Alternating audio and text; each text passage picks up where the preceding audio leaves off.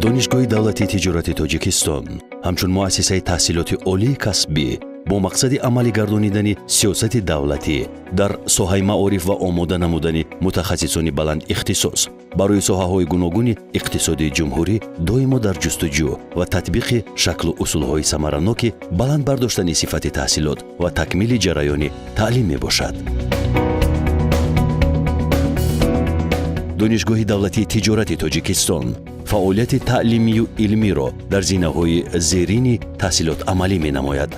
تحصیلات میانه عمومی، زینه اولی تحصیلات عالی، بکالوریات، زینه دومی تحصیلات عالی، ماجستراتورا، دکترانتورا، دکتر PhD، اسپیرانتورا.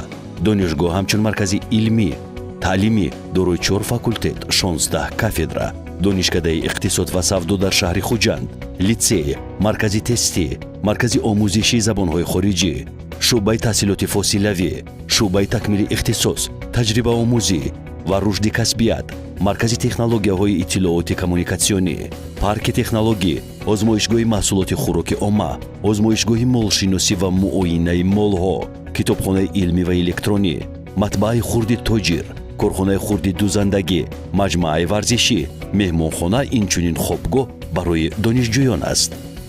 در شعبه‌های روزانه و غایبانه دانشگاه 5225 نفر دانشجویان وطنی و خارجی به تحصیل فرا گرفته شدند. باعث افتخار است که دانشجویان دانشگاه طول سالهای اخیر در آزمون و المپیادهای جمهوریوی و بین المللی غالبیت به دست آورده نفوذ دانشگاه را باز هم بالا می‌بردارند. همچنین فعالنوکی آنها در کارهای جمعیتی سطح ناحیوی، شهری و جمهوریوی داشته بس و نظر رس است. دانشگاه دولتی تجارت تاجیکستان دارای زمینه مادی تکنیکی زمانوی بوده با روند تعلیم بیش از 330 نفر آموزگاران با کار تعلیم و تربیت مشغول شدند که بیش از 50% آنها دارای عنوان‌های علمی میباشند. برای در سطح بلند گذرانیدن مشغولیت‌های نظریوی و عملی در برابر عالمان شناخته جمهوری و آموزگاران جوان با جریان تعلیم راهبران و متخصصان ساختارهای دولتی و غیر دولتی نیز جلب کرده می شوند. در دانشگاه دولتی تجارت تاجیکستان تیار نمودن کادرهای علمی توسط اسپیرانتورا، دکترانتورای PhD، طبق نظام بین المللی PhD، اینچنین دکترانتورای مقرری در شکل روزانه و غایبانه براه مانده شده. شروع دیسرتاسیونی حمایه رساله‌های نامزدی و دکتری و دکتری PhD از روی اختصاص‌های 080005 اقتصادیات و اداره کنی در خواجگی خلق، ساحه خدمت رسانی و اقتصادیات مهنت عمل می‌نماید. ریاست دانشگاه برای تیار کردن کادرهای علمی آموزگاری در دانشگاه‌ها و مرکزهای علمی خارج کشور نیز تدبیرهای مشخص اندیشیده است. نتیجه چنین تدبیرهاست که شماره زیادی آموزگاران دانشگاه رساله‌های نامزدی و دکتری خود را با موفقیت حمایه نمودند. گسترش رابطه‌های بین المللی سمت افضلیتناک رشد استراتژی دانشگاه به شمار می‌رود. دانشگاه دولتی تجارت تاجیکستان نخستین مؤسسه تعلیمی جمهوری به حساب می‌رود که سالهای تحصیل 2005-2006 با تطبیق نظام کردیتی تحصیلات آغاز نموده روند تعلیم با زبان‌های تاجیکی، روسی و انگلیسی به راه مانده شده است. پایگاه پرقوت مادی تکنیکی و سطح نسبتاً بلند صفت تعلیم با آن مساعدت نمود که سال 2012 اختصاص 250103 اقتصادیات جهانی در دایره لایحه مشترک تمپوس کانکوا از اکریدیتاسیون بین المللی گذرانیده شود و دانشگاه نخستین شده در جمهوری صاحب شهادتنامه اکریدیتاسیون برنامه‌ای بین المللی گردد. اینچنین دانشگاه برای گذرانیدن اختصاص 250104 مالیه و قرض از اکریدیتاسیون بین المللی آمادگی گرفته ایستاده است. برای فعالیت پرثمر در جهت تیار کردن متخصصان رقابت پذیر در بازار مهنت تدریجاً وارد گشتن به فضای یگانه تحصیلات جهان و سهمگذاری در عملی نمودن اصلاحات ساحه تحصیلات عالی، دانشگاه دولتی تجارت تاجیکستان با جایزه‌های صفت اروپایی و مؤسسه بهترین اروپا سزاوار دانسته شده است. دانشگاه از روی 16 اختصاص و 24 زیر اختصاص زمانوی با طلبات بازار مهنت ҷавобгӯи тибқи барномаҳои бакалавр.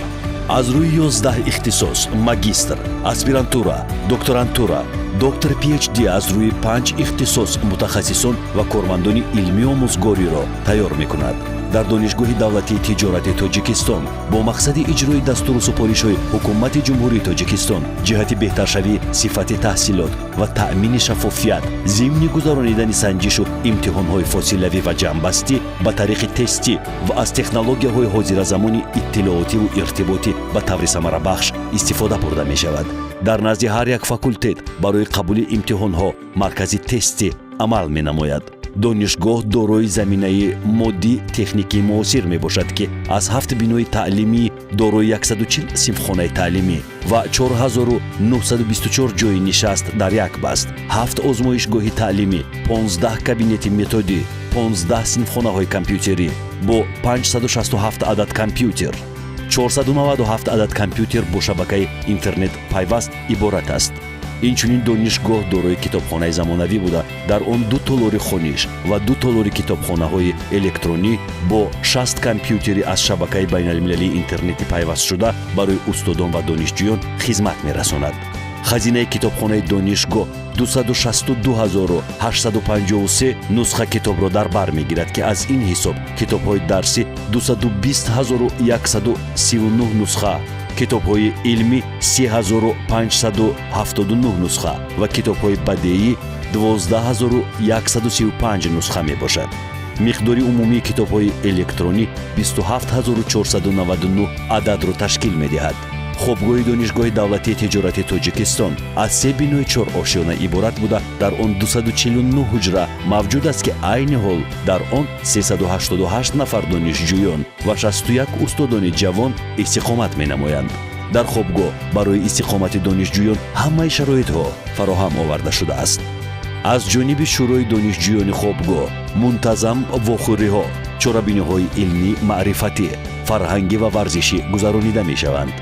дар солҳои охир донишгоҳ бо зиёда аз 70 муассисаҳои таҳсилоти олии касбӣ берун аз ҷумҳурӣ, аз ҷумла бо донишгоҳи иқтисодии Федератсияи Русия ба номи Плеханов, донишгоҳи хоҷагии халқи ҷумҳурии Қазоқистон, донишгоҳи савдою иқтисоди кооператсияи матлуботи Беларус шаҳри Гомел, донишгоҳи кооператсияи матлуботи Сибир шаҳри Новосибирск, донишгоҳи Пизаи Италия, донишгоҳи Ховари Миёна дар шаҳри Анқара ва донишгоҳи Кимианги Кореяи Ҷанубӣ ҳамкорӣ менамояд. дар донишгоҳ мунтазам чорабиниҳо ва озмунҳои гуногуни фарҳангиву маърифатӣ гузаронида мешаванд ки ба ташаккули маърифати ватанпарастӣ, худшиносӣ ва худогоҳии донишҷӯён таъсири мусбӣ мерасонад. бояд қайд кард ки дастаи ҳунарии донишҷӯёни донишгоҳ бо номи Тоҷири Аҷам ғолиби бисёр каратаи маҳфили зарифон дар байни муассисаҳои олии кишвар мебошад ва якчанд маротиба дар озмунҳои сатҳи байналмилалӣ низ иштирок намуда соҳиби ифтихорномаҳо гардидааст. маҷмуаи варзишии донишгоҳ аз толори калони варзишӣ, 2 майдони варзишӣ барои бозиҳои футболи хурд, волейбол ва баскетбол, толорҳои махсус барои гузаронидани дарсҳо аз рӯи намудҳои шоҳмод, тенниси рӯи мизӣ ва фитнес иборат мебошад.